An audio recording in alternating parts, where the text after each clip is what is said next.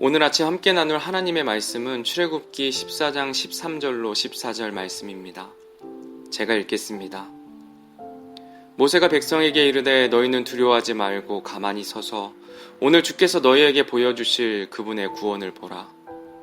다시는 너희가 오늘 본 이집트 사람들을 영원히 또 보지 아니하리라. 주께서 너희를 위하여 싸우시리니 너희는 조용히 있을지니라 하니라. 오늘은 우리가 바라봐야 할 것이라는 제목으로 말씀을 나누도록 하겠습니다. 오늘 본문 말씀은 이집트에서 종살이하던 이스라엘 백성이 하나님의 은혜로 이집트에서 탈출하여 홍해 바다 앞에 있을 때에 파라오가 마음을 바꿔 이집트의 모든 병거를 동원하여 이스라엘 백성을 쫓아오는 이야기입니다. 하나님의 말씀대로 이스라엘 백성이 홍해 앞 바닷가에 모여 있을 때에 이스라엘 백성들이 자신들을 뒤쫓아온 파라오와 이집트 군사들을 보게 됩니다. 이집트의 군사들을 보았을 때 이스라엘 백성들의 반응은 심히 두려워하였고 자신들을 데리고 나온 모세를 향해 광야에서 죽게 하느냐며 분노와 원망을 쏟아내었습니다. 또한 자신들이 죽는 것보다 이집트의 종이 되는 것이 나았다며 부르짖습니다. 이스라엘 백성의 마음도 어느 정도 이해는 됩니다. 그들은 이집트에서 오랜 세월 노예 생활을 하면서 싸움을 경험해본 민족이 아니었습니다. 또한 이집트에서 탈출할 때 어떤 무기도 가지고 나오지 않았고 힘있는 남자들만 있는 것도 아니고 어린아이들과 여인들, 노인들이 함께 하였습니다. 훈련된 군사들이 그런 이스라엘 백성들을 해치면 그들은 변변한 저항도 하지 못하고 죽게 되는 절망적인 상황에 놓여 있었던 것입니다. 그렇다고 어디로 도망할 곳도 없었습니다. 그들 앞에는 홍해라는 바다가 있었고 그들의 뒤에는 이집트의 수많은 군사들이 병거를 타고 쫓아오고 있었습니다. 이런 절망적인 상황 가운데 원망과 분노의 외침을 들으며 모세는 그 모습을 보고 있었습니다. 모세의 어깨에는 자신의 생명만이 아닌 수많은 이스라엘 백성의 생명이 놓여 있었습니다. 이스라엘 백성과 모세는 같은 것을 보고 있었습니다. 그러나 같은 것을 보고 있는 모세의 반응은 이스라엘 백성과 달랐습니다. 같은 상황을 보고 있었지만 정말로 모세가 바라본 것은 눈앞의 절망적인 상황이 아닌 하나님께서 자신에게 하신 말씀이었습니다. 출애굽기 14장 4절에 내가 파라오의 마음을 강팍하게 할 터인즉 그가 그들의 뒤를 따르리니 내가 파라오와 그의 온 군대로 인하여 영예를 얻고 내가 주인 줄을 이집트 사람들이 알게 하리라 라고 미리 모세에게 말씀해 주셨습니다. 모세는 이미 알고 있었습니다. 파라오와 이집트 군사들이 따라올 것에 대해 알고 있었습니다. 그리고 하나님께서 그들로 인해 영광을 받으신다는 사실을 알고 있었습니다. 모세가 바라봤던 것은 병거로 무장한 이집트 군사로 인해 죽게 되는 눈앞의 상황이 아니라 하나님께서 미리 보여주신 말씀을 바라보았던 것입니다. 그래서 모세는 가망이 없는 절망적인 상황 가운데서도 담대하게 이스라엘 백성을 향해 선포할 수 있었습니다.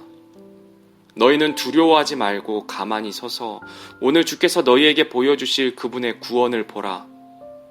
다시는 너희가 오늘 본 이집트 사람들을 영원히 또 보지 아니하리라 라고 말입니다. 그리고 하나님께서는 하나님의 말씀과 같이 그들을 대신해 싸워주셨습니다. 이집트 군사들이 이스라엘 백성에게 오지 못하도록 구름과 불로 지키시고 홍해를 여셨습니다. 이스라엘 백성은 바다 한가운데를 안전하게 건넜고 이집트 군사들은 모두 바다에서 죽임을 당하였습니다. 이스라엘 백성이 그토록 두려워하던 이집트 군사들이 하나님의 말씀대로 영원히 보지 못하게 된 것입니다. 성경에서는 이집트를 세상이라고 이야기하고 있습니다. 이스라엘 백성이 이집트의 군사들을 보았을 때 그들의 마음에는 두려움과 절망, 불평, 분노와 원망으로 가득하였습니다. 이와 동일하게 우리가 살아가고 있는 녹록지 않은 세상을 바라볼 때, 우리의 뜻대로 되지 않는 이 세상을 바라볼 때 우리 마음에서 나오는 것은 두려움과 원망, 분노, 불평이라는 것입니다. 구원받은 우리가 바라봐야 하는 것은 세상이 아니라 하나님이라고 성경은 계속해서 말씀해 주고 계십니다. 열왕기하 6장에 보면 시리아 군대가 엘리사 대언자가 사는 도시를 둘러싸고 있을 때 엘리사의 종은 그 모습을 보고 두려워하며 슬프다 내 주인이여 우리가 어찌하리이까 라고 말하며 자신이 죽임을 당할 것이라 생각하며 엘리사에게 두려워함으로 나아갑니다.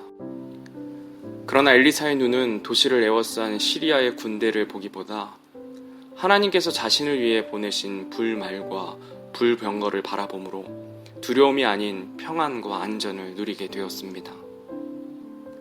스데반 집사님은 어떻습니까? 유대인들에게 복음을 선포할 때 주위를 에워싼 군중들이 자신을 죽이려 하였지만 스데반 집사님은 눈앞의 위험을 보기보다 하늘을 바라보았습니다.